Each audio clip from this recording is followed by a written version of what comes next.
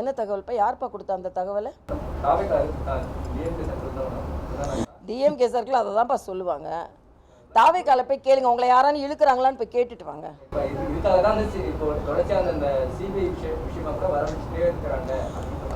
அது சட்ட ரீதியாக நடவடிக்கைப்பா. வர வச்சுக்கிட்டே இருந்த அவர் அங்கே வர வைக்கிறது இங்கே வர வைக்கிறதுக்காக இல்லை. அதாவது அரசியல் ரீதியாக என்ன வேணாலும் நடக்கலாம். இப்போ விசில் எங்களுக்கு இப்போ உடனே தேவையில்லைப்பா. எங்கள்கிட்ட விசில் இருக்குது, குக்கரில் விசில் இருக்குல்ல, அதனால இப்போ குக்கர் விசில் எங்ககிட்ட இருக்கு. அதை பற்றி யாரும் கவலைப்படுவாங்க. ஒரு நிமிஷம் என்னவா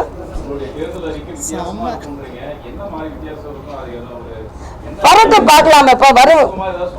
வரட்டுமா அப்படியே நீங்க வந்து இப்படிப்பட்ட நல்லவங்களே நாம வந்து புறக்கணிச்சுட்டே இருக்கோமே அப்படின்னு மக்கள் நினைப்பாங்க. அந்த அளவுக்கு இருக்கு. இல்ல அது நீங்க வாங்க, அறிவிப்ப கொஞ்சம் பொறுமையா இருங்களேன். அறிவிக்கிற வரைக்கும் பொறுமையா இருங்களேன்.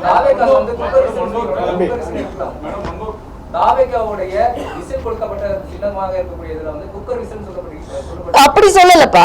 நீங்க விசில் உடனே நீங்க தேவையான்னு கேட்டா எங்ககிட்ட இப்போ ஒரு விசில் இருக்கு, குக்கர்லயும் விசில் இருக்குல்ல அப்படின்னு நான் சொன்னேன்.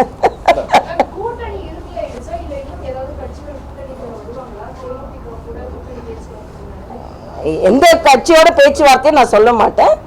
இதற்கு மேலும் பல கட்சிகள் வருவதற்கு வாய்ப்பு இருக்கிறது.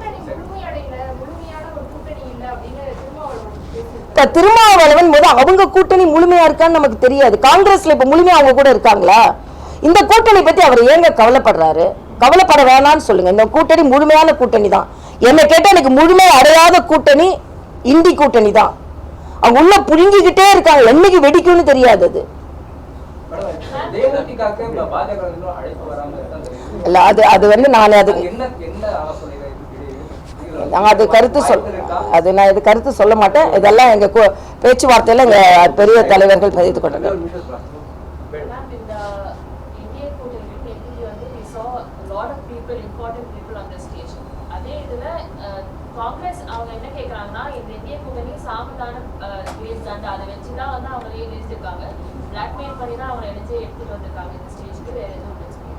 நான் கேட்கிறேன், இல்ல நான் கேட்கிறேன், இவங்கெல்லாம் டெல்லிக்கு போனாங்கல்ல, காங்கிரஸ்ல குரல்கள் எழுப்பி கொண்டிருந்தது, எல்லாரும் டெல்லிக்கு போனாங்க. என்ன பிளாக்மெயில் செஞ்சு நீங்க வந்து வாயை புத்திட்டு இருக்கணும் எப்ப சொன்னாங்க?